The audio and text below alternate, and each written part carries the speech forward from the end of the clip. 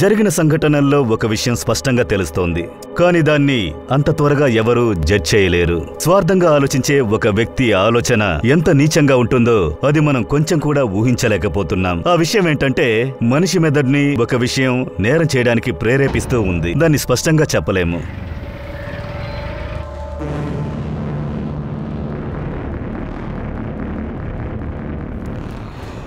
అవును, మీరు చెప్పింది నిజమే. ఆయన నా దగ్గర నుంచి అప్పు తీసుకున్నారు. సరే, దానివల్ల ఏంటి ఇప్పుడు? అది నా వ్యాపారం. అభిజిత్ వర్మ, తనకి నువ్వే కదా అప్పిచ్చావు. మీరు అతని అప్పుని ప్రతాప్ అప్పుతో కలిపి కొత్తగా ఒక కథ చెప్తున్నారు. అది నేను నీకు చెప్తాను. నీ నాటకాలు ఆపి మర్యాదగా నాతో పాటు రా. ప్రదీప్, చూసుకో, వచ్చేస్తాను. మేడం, నేను భయపెట్టింది నిజం, కానీ తను భయపడలేదు. కేవలం మాటలు మాత్రమే. మేము మాట్లాడే మెథడ్ ఎలా ఉంటుందో మీకు బాగానే తెలుసు కదా. నువ్వు లోపలికి వెళ్ళావుగా. మేడం, చెప్తున్నాను కదా, ఆర్తికి వినీత్ అంటే చాలా ఇష్టం. వినీత్ కూడా తనంటే చాలా ఇష్టం. నిఖిత కారణంగానే దాస్తున్నాడు. నిఖిత కూడా తక్కువ కాదు, వినీత్ని తన గుప్పెట్లో పెట్టుకుంది. చాలా దారుణం చేసింది. చూడు, నాకు అస్సలు ఇష్టం లేదు. ఒకవైపేమో నా చెల్లెలతో ప్రేమ వ్యవహారం నడిపిస్తున్నావు, ఇంకోవైపు నిఖితతో ప్రేమ సాగిస్తున్నావు. ఇలా చూడు, నేను చెప్పేది విను. నేను నిఖితతో కమిట్ అయిపోయాను. అదంతా కట్ అయింది. ఇలా చూడు, నా చెల్లెలు ఆర్తి నిన్ను ప్రేమిస్తుంది. తన మనసు బాధపడకూడదు. ఇక నిఖితాన్ని ఎలా తప్పించాలో అది నువ్వు చూసుకో. ఇక నువ్వు ఫుల్ ఫోకస్ అంతా నా చెల్లెల మీదే ఉంచాలి, అర్థమైందా? ఒకవేళ అలా జరగలేదంటే నాకు చాలా కోపం వస్తుంది. నీకు కూడా బాగా తెలుసు కదా, నా కోపం వచ్చిందంటే నేను ఏం చేస్తాను అన్నది. మేడం, ప్రేమ వ్యవహారం కాబట్టి ప్రేమగానే డీల్ చేస్తాను. నువ్వు బాధపడద్దు, మేము నీతో ప్రేమగానే మాట్లాడుతున్నాం. కథలు కథలుగా చెప్పి విసిగించద్దు. నాకు అసలు ఏం అర్థం కావట్లేదు. ఇప్పుడు నువ్వేం చెప్పాలనుకుంటున్నావు? అదే ఎందుకు?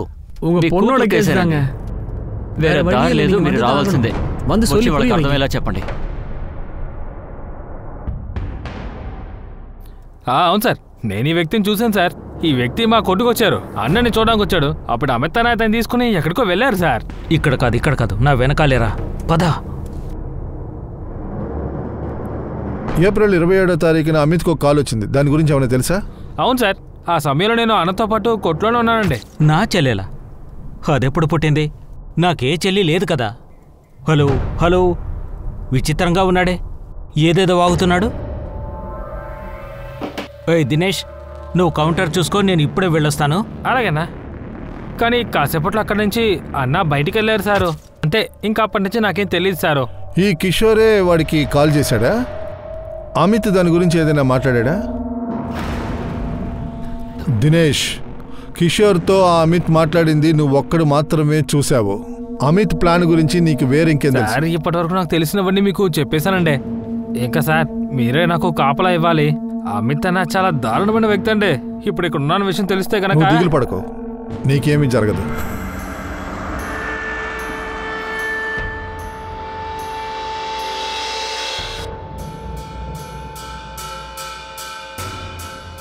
Mohit, good morning. మహాబలేశ్వర్ పోలీసులకు నేను ఫోన్ చేశా.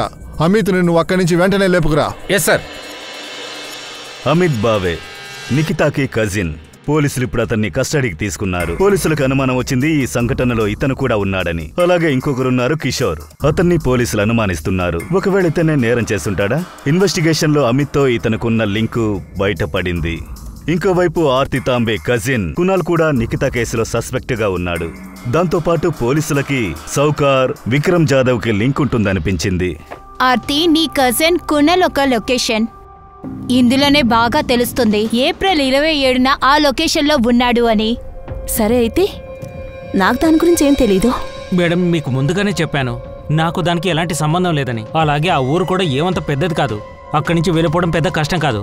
ఒకవేళ ఆ రోజు నేను అక్కడి నుంచి పాస్ చేసుకుంటూ వెళ్ళుంటే గనక మీరు నన్నే దోషి అంటున్నారే. ఏంటి పోలీసులతో ఇలా మాట్లాడాలని ముందే చెప్పి తీసుకొచ్చావా ఏంటి? ఒకవేళ మీరు చెప్పినట్టు తను అంత స్మార్ట్ గా ప్లాన్ చేస్తుంటే, తర్వాత ఇంకొక విషయం చెప్పండి, ఆ టైంలో ఇతను బుద్ధి లేనోడా? క్రైమ్ జరిగిన చోట ఫోన్ తీసుకెళ్తాడా? మేడం, నేను వినీత్ని బెదిరించానన్న సంగతి మీకు తెలుసు, కానీ నేను కూడా ముందే చెప్పాను కదా నేను బెదిరించాను అని. మేడం, ఒకవేళ నేను ఏదైనా చెయ్యాలనుకుంటే ఇలా చేసేవాణ్ణి కాదు కదా. మీకు ఆధారం దొరికేలా చేసి మిమ్మల్ని పట్టుకునేలా చేయడానికి లేదు కునాల్, నువ్వు అన్ని విషయాల్లోని ఫెయిల్ అయ్యావు. నిఖిత మర్డర్ ని నువ్వు సూసైడ్ లో క్రియేట్ చేయాలనుకున్నావు, అందులోని గెలవలేదు, అందులోని ఫెయిల్ అయ్యావు. మీరు ఏం మాట్లాడుతున్నారు? నిఖితాకు నా గురించి బాగా తెలుసు కాబట్టి తను నాతో ఎక్కడికైనా వస్తుందా? అది కూడా పర్టికులర్గా నేను వినీత్ని బెదిరించానని తెలిసా కూడా. అతను నిజం చెప్తున్నాడు. ఆ బెదిరింపు తర్వాతే నిఖిత నాతో గొడవ పడింది. అది నువ్వు చేస్తే ఏమీ జరగట్లేదని మీ అన్నయ్య కుండలతోటే ఇదంతా చేయిస్తున్నావా? నువ్వు నన్ను ప్రశ్న అడుగుతున్నావా? నీ పరిస్థితి ఏమైందో చూసావా? వినీత్ నాతో రావడం నువ్వు ఆపలేకపోతున్నావు కదా. నువ్వు బ్లాక్మెయిల్ చేస్తున్నావు కదా దూరంగా ఉండమని. ఇలా చూడు, నేను నిన్ను బ్లాక్మెయిల్ చేయాల్సిన అవసరం లేదు, ఎందుకంటే తను నిన్ను ఇష్టపడలేదు. అలాగా? వాడు నాకు ఎన్ని ప్రైవేట్ మెసేజ్లు పంపిస్తాడో తెలుసా? ఆరతి, వినీత్ నా బాయ్ ఫ్రెండ్. తను ఖచ్చితంగా నీ వలలో పడడు. నీకేది మంచిదంటే వేరే వాళ్ళని ఎవరినైనా ట్రై చేసుకో. వీడి పిచ్చోడు ఇరుక్కుంటాడు. నిన్ను అంతగా ప్రేమిస్తున్నాడంటే నువ్వెందుకు భయపడుతున్నావు? నిన్ను వదిలేసి నా దగ్గరికి వస్తాడు. వినీత్ నాకు మాత్రమే సొంతం, నన్నే ఇష్టపడుతున్నాడు. ఈ చెత్త ఐడియాన్ని మైండ్ నుంచి తీసే. మీ పనికి రాని అన్నీని వినీత్ తో భయపెట్టేస్తే ఎన్న భయపడతాడా? నువ్వు ఏది చేసినా నువ్వు అన్నిట్లోని ఓడిపోతావు. నువ్వొక లూజర్ లాగే ఉంటావు. వినీత్ దగ్గర నుంచి తప్పుకో. నేను కునాల్ దగ్గర హెల్ప్ అడిగాను. హెల్ప్కి అర్థం గాయ పెట్టడం కాదు. నేను నిఖిత ఓపెన్ గానే గొడవలు పడ్డా. అందరి ముందు గొడవ పడ్డం రహస్యంగా కాదు. అందుకని నిఖితను చంపేస్తానా ఏంటి? మేడం, నాకు హిస్టరీ ఉంది. నేను జూదం ఆడతాను, పాకెట్ చేస్తాను, కానీ రేప్ లాంటి పని ఎప్పుడూ చేయలేదు మేడం. మర్డర్ కూడా చేయలేదు మేడం. మేడం, నాకు తెలుసు మీరు నన్ను నమ్మరన్న సంగతి. అలాంటప్పుడు నిఖిత నన్ను నమ్ముతుందా? అలాగే నాతో ఎక్కడికైనా వస్తుందా? నేను తనతో అలా ప్రవర్తిస్తుంటే తను అరవకుండా ఊరికే ఉంటుందా ఏంటి? కునాల్, నిఖిత ఫోన్ ఎక్కడా? అరే మేడం,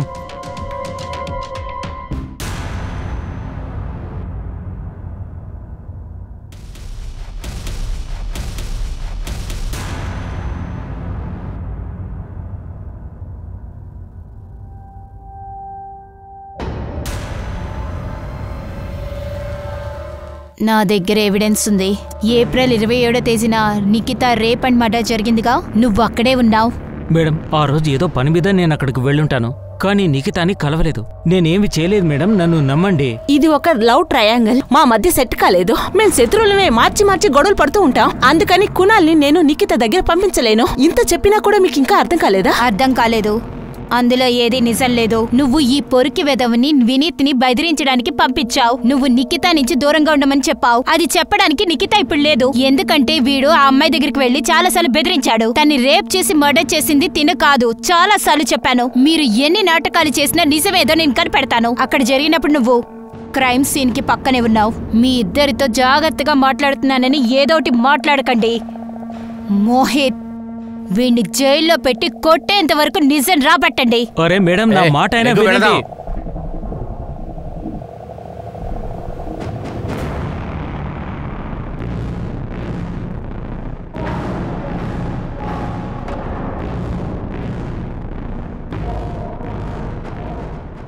మేము విక్రమ్ జాదవ్ దగ్గర విచారణ జరుపుతున్నామంటే మీకెందుకు టెన్షన్ వస్తుంది? నా కష్టమేంటే మీకు బాగా తెలుసు కదా సార్. ఇప్పుడు మీరు దీనికి సంబంధించి ఏం చెప్తారు సార్? అదేంటంటే నేను జాదుగారి దగ్గర డబ్బు అప్పుగా తీసుకొని నేను నా కూతుని వాడి దగ్గరికి పంపించానని చెప్తున్నారా? మరి విక్రమ్ దగ్గర మీరేమడుగుతారు? మా బాబాయ్ కొడుకు ఎవిడెన్స్ మీ దగ్గర ఉంది కదా, వాడే ఇదంతా చేసింది. వాడిని పిలిచాడు. మేము అమిత్ గారిని వదలం, ఆ విక్రమ్ జాదవ్ని వదలం. మీరు నిఖిత నాన్నైనందువల్ల ఎవరిని విచారణ జరపాలి, ఎవరిని జరపకూడదన్న విషయం మీరు మాకు చెప్పకూడదు. మీరు ఏం చెప్పాలనుకుంటున్నారు సార్? కన్న తండ్రినైనా నేనే మా అమ్మాయిని తీసుకెళ్ళవాడికి అప్పచెప్పానన్నా నేనే నరకంలో తోస్తానా? ప్రతాప్, ఇంకా మేము అటువంటి నిర్ణయం తీసుకోలేదు. మేము విక్రమ్ జాదవ్ని విచారణ జరపకూడదని మీరు మా దగ్గర ప్రెషర్ తీసుకొస్తూనే ఉన్నారు కదా, అక్కడే మాకు అనుమానం వస్తుంది. ఏది ఎలా చెయ్యాలో మాకు తెలుసు, మీరు చెప్పక్కర్లేదు.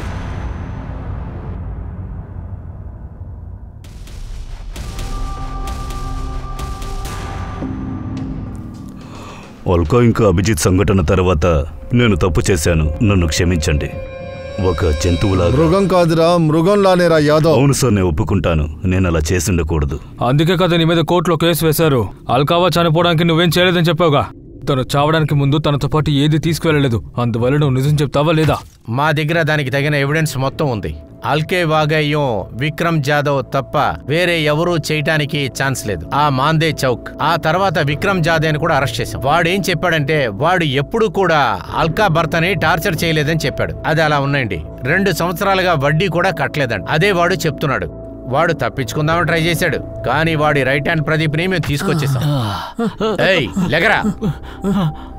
ఒక భార్య భర్తలు అన్యాయంగా చనిపోయారు, సూసైడ్ చేసుకున్నారు. ఇవంతా జాదు చెప్తేనే కదా జరిగింది. ఇలా చూడు, వాడు ఖచ్చితంగా జైలుకి వెళ్తాడు. నువ్వు నిజం చెప్పలేకపోతే నువ్వు కూడా జైలుకి వెళ్తావు. వారిని చెప్తానా కూడా కాదు, ఎవరి దగ్గర చెప్తున్నారు చెప్పు.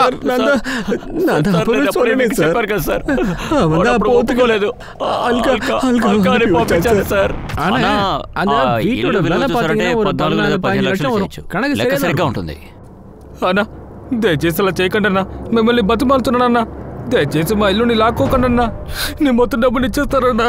ఊరికే మాటలు చెబుతూ ఉండకు. డబ్బు ఇవ్వనంటున్నావే. మొదట్లో 4 నెలల పాటు వడ్డీ సరిగ్గా కట్టావు. ఓ తర్వాత అప్పుడిస్తా ఇప్పుడిస్తా అని కథలు చెబుతూ ఉన్నావు.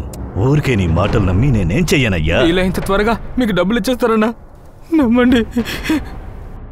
సరే, నీ ఈ ప్రమాణం అంతా తీసి పక్కన పెట్టేసి మనం ఇప్పుడు వేరే డీల్ మాట్లాడదామా? ఎంతో కొంత నీ వడ్డీనిప్పుడు నేను తగ్గిస్తాను. తగ్గించడమే కాదు, పూర్తిగా లేకుండా చేస్తా.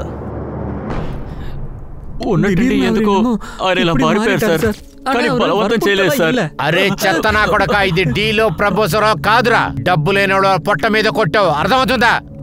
ఎప్పుడైతే నీ సేటు ఈ అల్కా విషయంలో చేశాడో ఆ రోజు రాత్రి అల్కా వాడి భార్య చనిపోయారు. పరా. దీని గురించి మీకేమనిపిస్తోంది? నిఖితా కేసులో కూడా ఇలాగే జరుగుతుందా? ఈ విక్రమ్ యాదవ్ నిఖితా వాళ్ళ నాన్నగారితో ఏమైనా డీల్ వేసుకున్నారా? విక్రమ్ నిఖితాని రేప్ చేశాడు, ఆ తర్వాత 100% ఇదే జరిగి ఉంటుంది. తను సాధారణమైన ఫ్యామిలీలో చదువుకున్న అమ్మాయి, తన లైఫ్ లో ఏ ప్రాబ్లమూ లేదు. హఠాత్తుగా ఎందుకని అమ్మాయి చనిపోయింది అర్థం కావట్లేదు. కానీ ఇదైతే అసలు సూసైడ్ కాదు, ఇది మర్డర్. మనం ఏదీ చెప్పలేం, కానీ ఒక విషయం కన్ఫర్మ్, వాడు ఆడవాళ్ల విషయంలో చాలా వీక్. నేను ఒప్పుకుంటాను సార్, నేను తప్పు చేసింది నిజమే. ఇంకా అభిజిత్ అల్కా సమస్య తర్వాత నేను ఏ ఒక్క తప్పు చేయలేదు. ఎప్పుడు ఇలాంటి విషయం జరిగిందని నా చెవులకు వచ్చిందో అబ్బే వద్దురా బాబు అని ఈ సమస్య నుండి బయటకొచ్చేశాను. నువ్వు పరమాత్మగా మారావరా?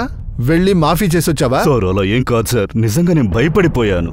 ఎప్పుడైతే ఆ అమ్మాయి సూసైడ్ చేసుకుందన్న నిజం నాకు తెలిసిందో నేను ఒకలా అయిపోయాను సార్. నాకు తెలిసింది అటు ఇటు పోయి చివరికి ప్రతాప్ అప్పు తీసుకున్న విషయం వస్తుందని. నన్ను విచారిస్తారని నాకు తెలుసు. సార్ నేను చెప్పేది నిజమే సార్. నేను నా భార్య మీద ప్రమాణం చేసి చెప్తున్నాను. కూతురుతో ఏదైనా చేస్తావు, తర్వాత క్షమాపణ అడుగుతావా? సార్ నేనే తప్పు చేయలేదు సార్.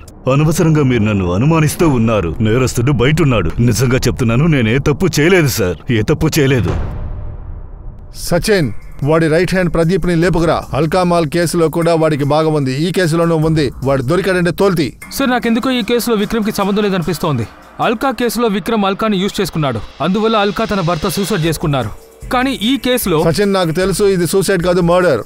ఎవరైనా దీన్నేమో సూసైడ్ అని చెప్పి మర్డర్ కాదన్నారంటే, సూసైడ్ని కవర్ చేయడానికి మర్డర్ అనేది నిరూపించేశారంటే, ఆ జాదో చాలా మోసమైనవాడు. ముందు వడ్డీ తగ్గిస్తానని ఆ అభిజిత్ దగ్గర వాడి పెళ్ళాన్ని పంపించమని చెప్పాడంటే వీడు. ఇటువంటి డీల్స్ మాట్లాడేవాడు ఇటువంటి పని చేయకుండా ఉంటాడా? నిఖిత సూసైడ్ చేసుకుంటుందని వీడు గాని ఆ అమ్మాయి నాన్నగాని అనుకోనుండ్రు.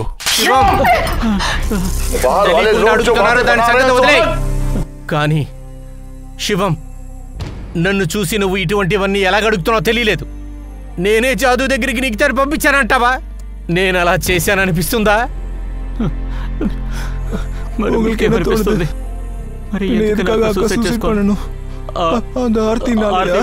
తను సూసైడ్ చేసుకోలేదు. ఇదంతా చెత్త నా కొడుకు అమ్మితే చేశాడు. పోలీసులకి అబద్ధం చెప్పాడు, తనకేదో ఫోన్ కాల్ వచ్చిందని. ఇదంతా ఆ క్రిమినల్ కిషోర్ కదమే చేశాడు. పోలీసులు ఆ కిషోర్ కదమని పట్టుకోలేకపోతున్నారు. వాడు వాడిని కాపాడుకోవడం కోసం విక్రమ్ మీదే చెప్తున్నాడు.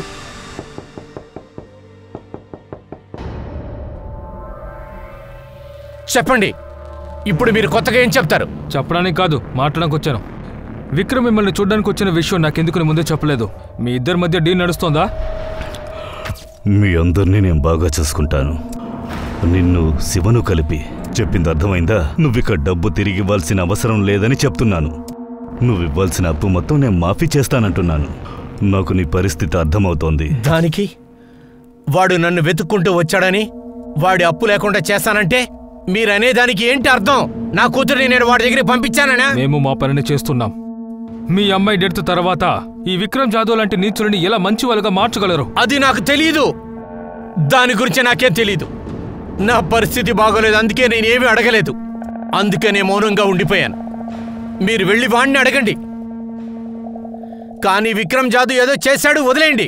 కానీ మీకు ఎంత ధైర్యం ఉంటే మీరు అలా నా గురించి ఆలోచించారు? నా కూతురుని నేనే అలా చేశానని మీరు ఎందుకు అనుకున్నారు? ఆ అమిత్ గారిని కాపాడటం కోసం కదా మీరు ఇలా చేస్తారు. వాడు మీకెంత డబ్బు ఇచ్చాడు ఈ కేసు క్లోజ్ చేయమని చెప్పి? సూసైడ్ అని చెప్పి కేసు క్లోజ్ చేయమన్నాడా? ఎంత డబ్బు తీసుకున్నారు మీరు? ఒక ఫోన్ వచ్చిందని మీరంతా నా వెనకాల ఎందుకు పడుతున్నారు? మర్డర్ నేనే చేశానా ఏంటి? కిషోర్ కదం ఎక్కడరా? కిషోర్ కదం ఎవరు నాకేం తెలుసు? నా దగ్గరే కథలు చెప్పక, అది మాకు బాగా తెలుసు. అది అనామస్ కాల్ కాదు. నిఖితా ఫోన్ లోంచి అతనే నీకు ఫోన్ చేసింది. నేను అడిగిన వెంటనే చెప్పు. అధికారులు అడిగారంటే నువ్వు చెప్పకపోతే తోలు తీసేస్తారు, కాళ్ళు చేతులు రెండు తీస్తారు. కునాల్ పోలీసులు నా వెనక తిరుగుతూ ఉన్నారు. నా ఒక్కొక్క మూమెంట్ ని కనిపెడుతూ ఉన్నారు. నా ఫోన్ ని ట్రాక్ చేస్తున్నారు. ఏమనుకుంటున్నావు ఆర్తి? వినీత్ కోసం నువ్వు ఏవైనా చేయొచ్చు, కానీ ఎవరు నిన్ను మాత్రం ఏమీ అనకూడదంటావా? నిఖితాకి నాకు జరిగిన గొడవలు తన చావుతో ముగింపొస్తుందని నాకు తెలీదు. అయితే నా మీద నేరం వేస్తావా? చూడు, పోలీసులకు ముందు నుంచి నేనంటే అనుమానం. ఇలాంటి మాటలు చెప్పి మళ్ళీ ఎందుకు అనుమానం పెంపొందిస్తావు? నువ్వెందుకని అక్కడికి వెళ్ళా? నిఖితా బాడీ ఉన్న చోటుకి. ఒకవేళ నువ్వే... భలే ఆర్తి, బాగానే చెప్పావు. ఒకవేళ ఏదైనా చేసావంటే నువ్వు కూడా నాతో పాటు రావాల్సి, గుర్తుంచుకో. నాకు అర్థమైంది నువ్వు ఎంత సెల్ఫిష్వో. వినీత్ కోసం నన్ను యూజ్ చేసుకున్నావు. ఇప్పుడు నిఖితా చనిపోగానే నిన్ను కాపాడుకోవడం కోసం నన్ను బలి చేస్తావా? ఒక్క విషయం గుర్తుంచుకో, నేను గనక ఇరుక్కున్నానంటే నువ్వు ఇరుక్కుంటావు.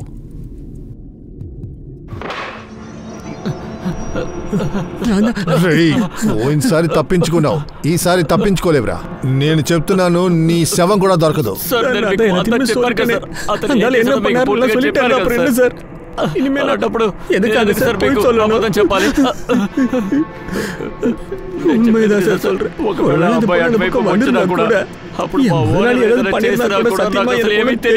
సరే, ప్రతాప్ ఎందుకు నీ అప్పును తీర్చేశాడు? అది నిఖితా చనిపోయిన తర్వాత.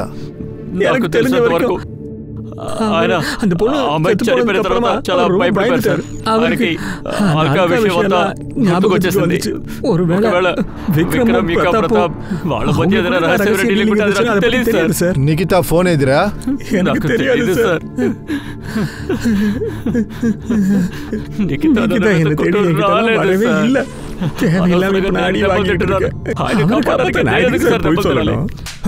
నీ కొట్లో పనిచేసే దినేష్ ని పిలిపించమంటావా?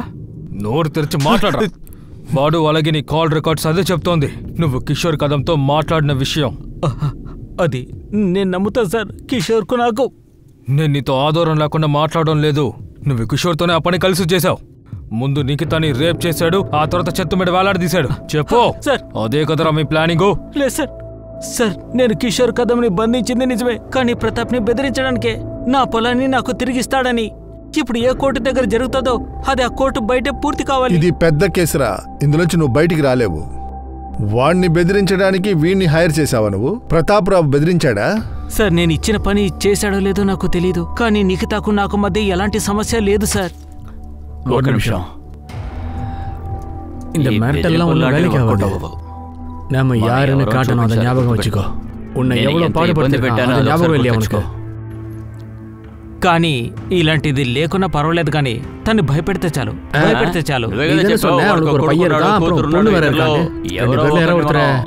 అరే వద్దు వద్దు, అలాంటి పనేమి చేయొద్దు. అయితే లక్ష రూపాయలు అవుతుంది. இந்த மிரட்டல்லாம் ஒன்றும் வேலைக்கு ஆகாது. அப்படின்னா 4 தடவை பண்ணணும், அப்பதான் வேலைக்கு ஆகும். అయితే సరే, ఇదిగో ఇదే అడ్వాన్స్. బాగా గుర్తుంచుకో, నిన్ను భయపెట్టమని చెప్తున్నాను. ఆ కిషోర్ ఎక్కడ? సార్, నాకు తెలీదు ఎక్కడున్నాడు. నువ్వు అందుకే కదా నిఖితాని టార్గెట్ చేశావు. సెటిల్మెంట్ కోసం నువ్వు ఫోన్ చేయమని అడుగు, కానీ తను నిన్ను బెదిరించింది కదా? లేదు సార్, నేను అలా ఏమి చేయలేదు సార్. అలాగే కిషోర్ను కేవలం బెదిరించమని చెప్పాను. ఏమనుకున్నావురా ఎదవా? ఆడెవన్నా పాలు తాగే పిల్లడా? నువ్వు చెప్పింది మాత్రమే చేస్తాడా వాడు? వాడు రేపుల హిస్టరీ బోర్డు అంత ఉంది. అసలు కిషోర్ ఫోన్ ఎక్కడుందిరా? ఎప్పటి నుంచి అంటే? ఎప్పటి నుండి? ఏంట్రా వచ్చి? సార్, నిఖితా నంబర్ నుంచి నాకు కాల్ వచ్చింది కదా, అప్పటి నుంచే స్విచ్ ఆఫ్ చేశారు. నీకు ఆ ఫోన్ కిషోరే చేశాడు. వాడు ఆడి ఫోన్లో చేయకుండా అమ్మాయి ఫోన్లో చేశాడు. చివరికి ఆడు నిన్నే మోసం చేసి ఇరికించాడు కదా? సార్, నాకు కూడా ఆ రోజు ఏం చేయాలో అర్థం కాలేదు. ఒకవేళ కిషోర్ ఏమైనా చేస్తుంటాడేమో అనుకున్నాను, కానీ నిజం చెప్తున్నాను, ఆ రోజు ఫోన్ చేసింది కిషోర్ కాదు. విచిత్రంగా ఉన్నాడే, అనవసరంగా వాగుతున్నాడు. నాకు భయం వేసింది. కిషోర్ నన్ను ఇరికించడానికి ఇలా చేస్తున్నాడేమో అనుకున్నాను. సార్, నేను భయపడ్డాను. వెంటనే కిషోర్కు ఫోన్ చేశాను, కానీ ఫోన్ ఆఫ్ అని వచ్చింది. ఈ రోజు వరకు స్విచ్ ఆఫ్ లో. ఆ నిమిషమే వాడికి తెలిసిపోయింది కదా చెల్లెలంటే నిఖితా అని. కిషోర్ 100% ఆ అమ్మాయిని ఏదో చేశాడని. సార్ నేను తన్ని కేవలం భయపెట్టమనే అన్నాను, ఇంకేమీ చెప్పలేదు. అలాగే ఫోన్లో వచ్చిన వాయిస్ అది కిషోర్ది కాదు సార్. సార్ నేను నిజం చెప్తున్నాను, అప్పటికే అన్ని నంబర్లు నా ఫోన్లో ట్రాన్స్ఫర్ కాలేదు. అలాగే కిషోర్ని నేను కేవలం భయపెట్టడానికే డబ్బులు ఇచ్చాను. అలాగా అయితే తను ఆ రేపు మర్డర్ ఇష్ట ప్రకారం చేశాడా? సరే అయితే అది కిషోర్ చేశాడని పెట్టుకుందాం. ఆ విషయం మేము కనిపెడతాంలే. నువ్వు వెళ్ళి రెస్ట్ తీసుకో. వెళ్ళు. ఆ కిషోర్ దొరికేంత వరకు వీణ్ణి ఉతికి ఆరేయండి మీరందరూ. నిఖితాకి జరిగిన ఘోరానికి నువ్వు అనుభవించాలిరా. సార్ సార్ నేను నిజం చెప్తున్నాను, నాకేం తెలియదు సార్. సార్ ఈ కిషోర్ అమిత్ చెప్పినట్టు ఏమీ చెయ్యకుండా వేరేలా చేశాడా? అమిత్ చెప్పిన విషయాలన్నీ నిజమే అని నిరూపించడం కోసం కిషోర్ వచ్చి స్టేట్మెంట్ పోలీసులకు ఇచ్చి తీరాలి. అతన్ని విచారించే వరకు నిజం కనిపెట్టలేరు. ఈ కిషోర్ని పట్టుకోవడానికి పోలీస్ మహారాష్ట్రలో ఉన్న ఒక్కొక్క సిటీలోనూ వెతుకులాట ప్రారంభించారు. అతని గురించి సమాచారం ఇచ్చే వాళ్ళని సన్మానిస్తామని ప్రకటించారు. అతన్ని ఖైదు చేయడం కోసం సిటీలోనూ బయట ఉన్న పోలీస్ స్టేషన్లన్నిటిలోనూ ఇన్ఫర్మేషన్ పంపించబడింది. ఎందుకంటే కిషోర్ కథం అనే ఒక అతను ఎప్పుడు నన్ను బెదిరించలేదు. కానీ ఒక విషయంలో నాకు డౌట్ అనేదే లేదు. నా కూతురు విషయంలో ఏం జరిగిందో అది చేసింది మొత్తం అమితే. అడిగిన ప్రశ్నకి సమాధానం చెప్పు. నిన్ను నేను మొదట్లోనే అడిగాను నీకు ఎవరితోనైనా గొడవలున్నాయా అని. మరెందుకు ఆ విషయం నువ్వు ముందే చెప్పలేదు? అప్పుడు నాకు ఆ విషయం తెలీదు. ఎందుకంటే నా చుట్టాల్లో ఒకడే ఆ స్థలం కోసం ఇలా చేస్తాడని నేను ఎప్పుడూ అనుకోలేదు సార్. నాకు ఆ విషయం ఎలా తెలుస్తుంది సార్? నిఖితాకి ఒక బాయ్ ఫ్రెండ్ ఉన్నాడని. అందుకే నేను ఆ రోజున మీకు చెప్పింది ఎప్పట్లాగే తను కాలేజీకి వెళ్తుందని. కానీ తను తిరిగి రాలేదు. ఆఖరిగా మాకు దక్కింది ఇటువంటి పరిస్థితి అని మీకు తెలుసు కదా. కిషోరే పోలీసులకి మెయిన్ టార్గెట్గా ఉన్నాడు. ఒకవేళ అతనే నిజమైన నేరస్తుడా? అమిత్ ఇతన్ని ఒక పని చేయమని పంపాడు, కానీ ఇతను ఒక నీచమైన పని చేశాడా? ఇంకోవైపు విక్రమ్ జాదవ్ నిఖితా వాళ్ళ నాన్నకు అప్పిచ్చిన వ్యక్తి. అలాగే కునాల్ తన సహోదరి కోసం బెదిరింపు పనులు చేశాడు. వీళ్ళందరూ అనుమానపు లిస్టులోనే ఉన్నారు, కానీ వాళ్లకు వ్యతిరేకంగా సాలిడ్ ఎవిడెన్స్ ఏమీ దొరకలేదు. వీళ్ళందరినీ మించి ఇంకొకరెవరైనా ఉన్నారా? సంఘటన వల్ల భయపడ్డా? నిఖితాను అతనే ఏమైనా చేశాడా? అలా గనుక ఏమైనా ఉంటే నిఖితా బాయ్ ఫ్రెండ్కి అది ముందే తెలుసుంటుందా? నిజం ఎప్పుడు బయటపడుతుందో తెలీదు. పోలీసులకి ఏమీ చెప్పలేదా? లేక వినీత్ ఏదైనా విషయాన్ని దాస్తున్నాడా? సార్ కిషోర్ని కోలాపూర్లో పట్టుకున్నారు. గ్రేట్. ఈ కేసు మెయిన్ టార్గెట్ బాగా దొరికాడు. ప్రతిమ నీకేమనిపిస్తుంది? ఆ విక్రమ్ జాదవ్ కృణాల్ని లోపల ఉంచడం వల్ల ఏదైనా ప్రయోజనం ఉందంటావా? ఈ విక్రమ్ జాదవ్ నుంచి మనకి యాంగిల్ ఏం దొరకలేదు. మేం చాలా మందిని విచారించాం, చాలా వెతికాం, కానీ ఏం దొరకలేదు. నిఖితా కేసులో మనం ఇంకా కనిపెట్టాల్సింది చాలా ఉన్నాయి సార్. అదేదో కనిపెట్టాలి. మరి ఆ గుణాల సంగతి? సార్ అతన్ని బాగా విచారించాం, వాడు చెప్పిందే చెప్తున్నాడు. సార్ నాకు ఇప్పుడు ఏమనిపిస్తుందంటే ఆర్తికి దీనికి సంబంధం ఏంటి? అమిత్ కేసులో ఆరతికి సంబంధం ఉంది.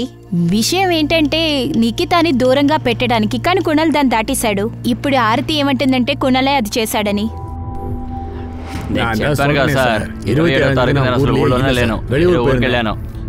కిషోర్ నువ్వు ఒక కేసు మీద బెయిల్ నుంచి బయటకు వచ్చావు. నువ్వు దిగులు పడకు. ఈ కేసులో నువ్వు జైలుకు వెళ్ళవలే. என்கவுண்டர் பண்ணி கேஸை க்ளோஸ் பண்ணலாம் நினைக்கிறீங்களா சார்? அப்படி இருந்தா சொல்லுங்க சார். எதுக்காக என்ன இப்படி சுத்திட்டே இருக்கீங்க? నేను అతన్ని భూమే కదా అడిగాను. ఏం తప్పు చేశాను? అలాగా రౌడీల దగ్గర డబ్బు ఇచ్చి బెదిరించమని చెప్పావు. అలా చేస్తే పొలం సొంతం అవుతుందా? అమ్మా నేను అలా భయపెట్టింది కోర్టు బయటే కేసు క్లోజ్ కావాలని.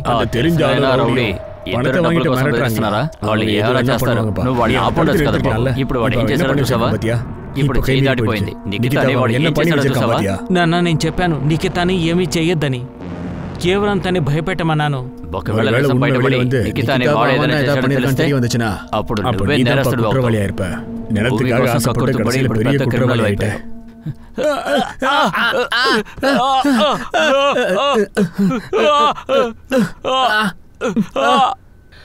మూడు రోజులు జరిగిన విచారణ తర్వాత కూడా కిషోర్ చేసిన నేరాన్ని అంగీకరించలేదు. తనిలాంటి పని చేసినట్టు ఒప్పుకోలేదు.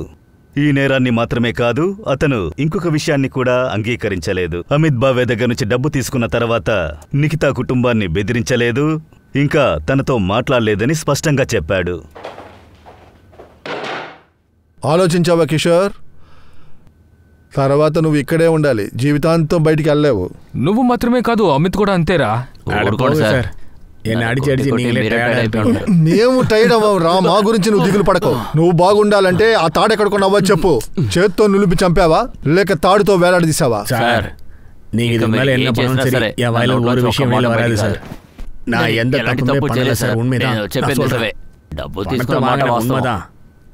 அந்த நிகிதா ఇంకా వాళ్ళ ఫ్యామిలీ వాళ్ళని నేను మిరటவே இல்லை సార్. சொல்றேன் வேணா நீங்களே விசாரிச்சு பாருங்க சார். நான் எதுக்காக அந்த அம்மாய் ஃபோன் నుంచి అమిత్కి ఫోన్ చేయాలి? కొంచెం ఆలోచించి పారుங்க సార్. సార్ నమ్మకండి అమ్మాయి విషయంలో నేను ఏదో పని చేయలేదు. వీడు చేయలేదు, ఆ విక్రము చేయలేదు, ఆ కృణాలు చేయలేదంటే ఇంకెవరు చేస్తుంటారు?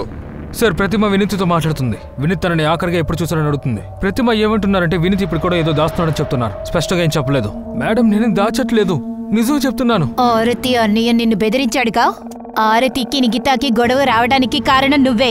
నికితాకి అది తెలిసింది నువ్వు ఆరతికి మెసేజ్ చేయడం. అదే కాకుండా ఆరతి డబుల్ గేమ్ ఆడుతుందని నీకు తెలుసు. మేడం నేను డబుల్ గేమ్ ఆడడం లేదు. ఆరతికి నాకు మధ్య ఏమీ లేదు. నేను నికితానే ఇష్టపడ్డాను. కొన్ని సమయాలలో ఆరతితో మాట్లాడిందేదో నిజమే. నికితా ఈ విషయాన్ని తెలుసుకుని ఎంతో భయపడింది. ఇలా జరుగుతుందని నీకు తెలుసు కదా? లేదు, ఆరతికి మెసేజ్ పెట్టడం వల్లే తన కోపంగా ఉంది. అందుకే టెన్షన్ పడింది. నా కంట్రోల్ లేని కొన్ని విషయాలు జరిగినప్పుడు నేను అసలు కంట్రోల్ కోల్పోయాను. తనది చూసి ఎంత టెన్షన్ పడింది. ఒక విషయంగా తనకి దారి కరుక్కున్నావు కదా. తను రేపు ఖచ్చితంగా కాదు. మా మధ్య గొడవలు జరగడం సహజమే. నికితా ఎప్పుడు నీ గురించి ఆలోచిస్తున్నావు. నువ్వు చెప్పిందే కరెక్ట్ అనుకుంటున్నావు, కానీ నా స్టేట్మెంట్ని నువ్వు వినడానికి సిద్ధంగానే లేవుగా. నాకు కూడా ఆలోచించడానికి కాస్త టైం కావాలిగా. ఏం ఆలోచించడానికి టైం కావాలి? ఏదో ఒకటి చెప్పి నన్ను వదిలించుకుని ఆరతి దగ్గరికి వెళ్దాం అనుకుంటున్నావా? నాకు నీ గురించి ఆలోచించడానికి కాస్త టైం కావాలన్నాను. ఏది కరెక్టో రాంగో తెలుసుకోవాలి. ఆరతి గురించి నేను ఇప్పుడు అసలు ఏం ఆలోచించడం లేదు. నన్ను కాసేపు ఒంటరిగా వదులుతావా? ఇప్పుడు ఏమంటున్నావు? నీకు ఇష్టం ఉందానా? నికితా కొద్ది రోజులు దూరంగా ఉండడమే మంచిదనిపిస్తోంది. ఏమంటావు? మన ఫ్యూచర్ కూడా అదే మంచిది.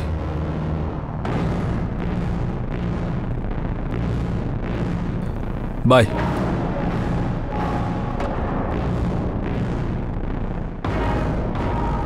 ఆరతి విషయం గురించి మాట్లాడి మా ఇద్దరి మధ్య గొడవ వచ్చింది మేడం. నికిత కొద్దిగా అప్సెట్గానే ఉంది, కొద్దిగా కోపంతో కూడా ఉంది.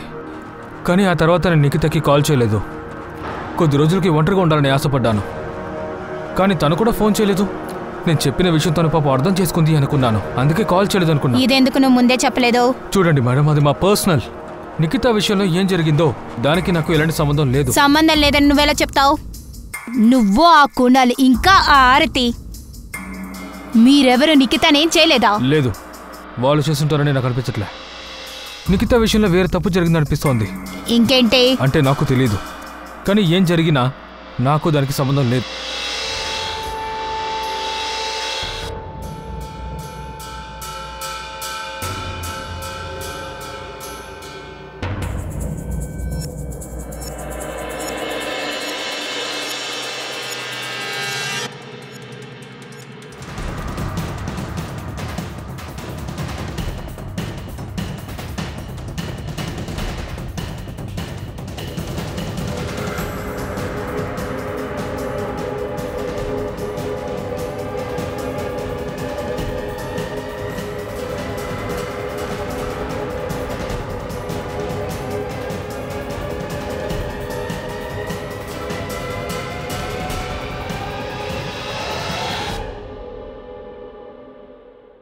సార్, మనం ఒక విషయంలో స్టక్ అయ్యమనుకుంటా. నికితాని మర్డర్ చేశారు. నాకు తెలిసి ఈ విషయంలో శత్రువులే ఏదో చేసుంటారు.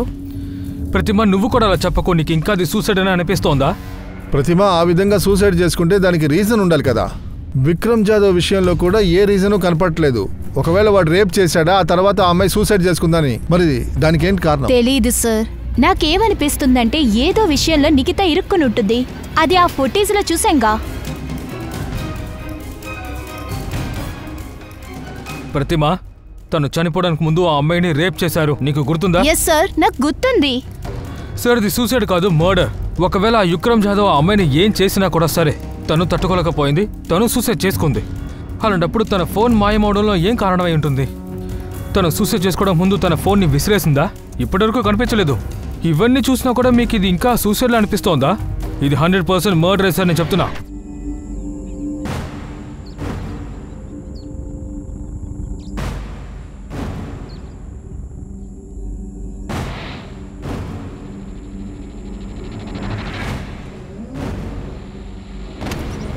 చెప్పండి.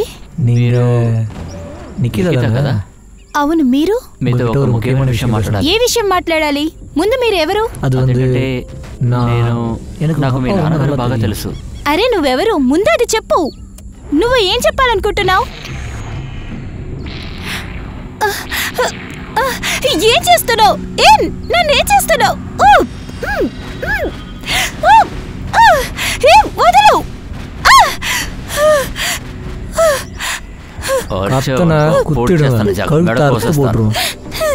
నన్ను వెళ్ళ. నువ్వు నా బ్యాగ్ లో డబ్బులున్నాయి. నీకు కావాలంటే డబ్బులు, వాచ్ తీసుకో. నన్ను వదిలే. எனக்கு அதெல்லாம் தேவையில்ல. எனக்கு நீ தாண்டி வேணும். நீ மட்டும்தான் வேணும். ரொம்ப நாளாக உன்னை ஃபாலோ பண்ணிட்டு தான் இருக்கான். இப்போ தான் அதுக்கு சான்ஸ் கிடைச்சது.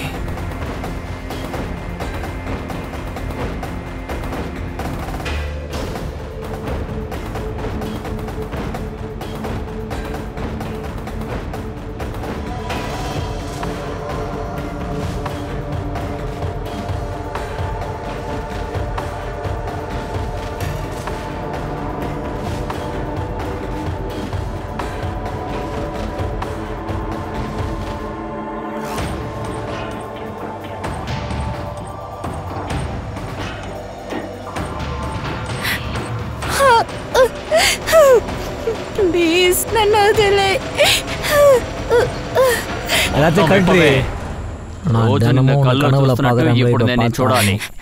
ప్లీజ్ నన్ను వదిలే. నేను ఇంటికి వెళ్ళాలి.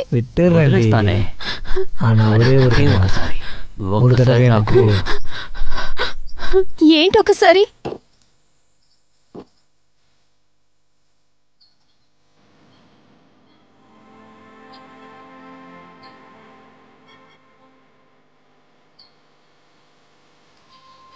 Let's go.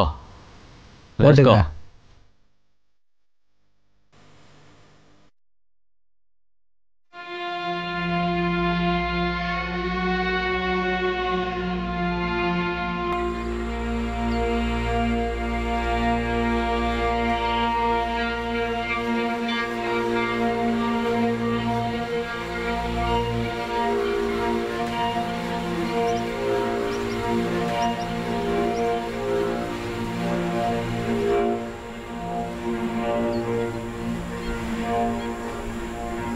ఊరికే టైం పాస్ కా? నువ్వు చూసావు, అమ్మాయి నచ్చింది, అందుకని నువ్వు రేప్ చేసి చంపేస్తావా? నిఖిత ఫోన్ గత 6 నెలలుగా నీ దగ్గరే ఉంది. దాన్ని ఎందుకు ఆన్ చేయలేదు? 6 నెలల తర్వాత ముంబైకి వెళ్ళి ఎందుకు అమ్మావు? గట్టిగా మాట్లాడరా కుక్క, గట్టిగా మాట్లాడు. ఏప్రిల్ 27 ఎందుకు సెలెక్ట్ చేసావు? నిఖిత ఆ రోడ్లో వెళ్తుందని నీకు తెలుసు? అవును. அதுக்கு முன்னாடி 4 தடவை ட்ரை பண்ணேன். ஆனா அந்த ரோட்ல எப்பவுமே யாராவது வந்து போயிட்டே இருப்பாங்க. తర్వాత ఏప్రిల్ 27వ తేదీన ఆ రోడ్లో ఎవరు లేరని, అక్కడ ఎవరు లేరని ఇలా చేసావా? నిఖిత కజిన్ బ్రదర్ కి ఎందుకు కాల్ చేసావురా? వాడు నీకు తెలుసా? లేదు. మరి ఎందుకు రా ఫోన్ చేసావు? எனக்கு வருத்தமா இருந்துச்சு. அந்த பொண்ணோட ఫ్యామిలీ எல்லாரும் వెతుకుతూ ఉంటారు కదా. அவ எங்க போయింది, ఏం చేస్తుంది? అதான் నా ఫోన్ తీసి తర్వాత యారికి ఫోన్ చేద్దామని ఆలోచిస్తూ ఉన్నాను. అప్పుడే అందులో నంబర్ డైల్ చేశాను. அந்த ఫోన్లో అమిత్ నన్ను స్టోర్ చేసింది. అంటే అవతనే తన అన్నయ్య అనుకుని ఫోన్ చేశాను. హలో, డెడ్ బాడీ ఇక్కడే ఉంది, వచ్చి తీసుకెళ్ళు. ఎవరు మాట్లాడేది? పోలీసులు అతన్ని మళ్లీ మళ్లీ విచారిస్తూ ఉన్నారు. నిజాన్ని పూర్తిగా తెలుసుకోవడానికి, తన కామాన్ని తీర్చుకోవడానికి ఇలా దారుణమైన పని చేశావా అని అడిగారు. లేదా ఇందులో ఎవరికైనా సంబంధం ఉందా అని విచారించారు. కానీ మళ్లీ మళ్లీ చెప్పిందే చెబుతూ ఉన్నాడు. పోలీసులకు ఇతను నీచమైన మనోస్థితిలో ఉన్నాడని తెలిసింది. నిఖిత పైన ఇతనికో కన్నుంది. ఇతను తన కామాన్ని తీర్చుకోవడానికే ఆ అమ్మాయిని రేపు చేశాడు, ఆ తర్వాత హత్య కూడా చేశాడు. ఈ హంతకుడి లక్ష్యం, ఈ హత్యను ఎందుకు చేశాడని తెలుసుకున్నప్పుడు పోలీసులు కాసేపు బెంబేలెత్తిపోయారు. నిఖిత కుటుంబానికి ఈ కేసు వల్ల ఎలాంటి సమస్యలు వచ్చాయో అన్నిటికీ ఇప్పుడు పరిష్కారం దొరికింది. ఈ కేసు ద్వారా ఆస్తి కోసం జరిగిన గొడవల వల్ల సమస్య ఏర్పడింది. బంధువులందరూ నిఖిత వాళ్ల నాన్నను బెదిరించారు. ఆస్తి మొత్తం అపహరించుకోవాలని చూశారు. ఆ నిజం కూడా ఇప్పుడు బయటపడింది. ట్రయాంగిల్ లవ్ స్టోరీ సమస్యలో ఇరుక్కుని ప్రేమ అని పేరు చెప్పిన ఆ అమ్మాయి సమస్యని తెలుసుకున్నాం. అందువల్ల ఇద్దరు బెస్ట్ ఫ్రెండ్స్ మధ్య ఒక అబ్బాయి రావడం వల్ల వాళ్ళ స్నేహం దూరమైంది. ఈ నిఖితాని రేప్ చేసి హత్య చేసిన ఆ నేరస్తుడు ఉన్నాడు కదా, అతనికి నిఖితా కుటుంబానికి ఎలాంటి సంబంధమూ లేదు. వాడెవరని వాళ్లకు కూడా తెలీదు. నేరం నిరూపింపబడిన వాడి మీద ఇంతకుముందు ఎలాంటి నేరమూ లేదు. చెడు దృష్టితో ఉన్నాడన్న తప్ప ఏ ఒక్క విషయం బయటపడలేదు. అతనొక మానసిక రోగి కాదు, మామూలు మనిషిగానే ఉండేవాడు. తలుచుకుంటే చాలా బాధగా ఉంది. 19 ఏళ్ల వయసున్న నిఖితాని తన కామ కోరిక కోసం తన్ని రేప్ చేసి హత్య కూడా చేశాడు. ఈ కేసులో వచ్చే ఒక ముఖ్యమైన ప్రశ్న ఏంటంటే, ఇలాంటి నీచమైన ఆలోచన ఎవరికైనా ఎప్పుడైనా రావచ్చు. రోడ్డు మీద వెళుతున్నప్పుడు మిగతా వాళ్ళని చూసినప్పుడు ఇలాంటి కోరికొచ్చే అవకాశం ఉంది. ఈ చెడు ఆలోచనని ఎలా తీసుకోవడం చాలా కష్టమైన ఒక విషయమే, తేలిక కాదు. కానీ ఎప్పుడు ఎవరిపైన మనకు ఒక చిన్న అనుమానం వచ్చినా సరే, మనకు వ్యతిరేకంగా ఒక వ్యక్తి ఉన్నాడని తెలిసినా సరే, వెంటనే అతని మీద కంప్లైంట్ ఫైల్ చేయండి. ఇలాంటి వ్యక్తులను చూసి భయపడే బదులుగా ఎదిరించండి. అర్థమైందా? వాళ్ళని సరైన చోటికి పంపించండి. మిమ్మల్ని, మీకు తెలిసిన వాళ్ళని సేఫ్ గా ఉంచుకోవడానికి ఏ దారుంటే అది చెయ్యండి. ప్రస్తుతం మీ దగ్గర నుంచి సెలవు తీసుకుంటున్నాను. మళ్ళీ ఇంకో కొత్త కేసులో మనం కలుద్దాం. వదలకుండా మన కార్యక్రమాన్ని చూస్తూ ఉండండి. మర్చిపోకుండా కామెంట్ చేయండి, సబ్స్క్రైబ్ చేయండి. గుర్తుంచుకోండి, క్రైమ్ కి మనకి మధ్య ఒక చిన్న గ్యాపే ఉంది. అది చాలా కొంచెమే ఉంది. జాగ్రత్తగా ఉండండి, అలర్ట్ గా ఉండండి. జై హింద్.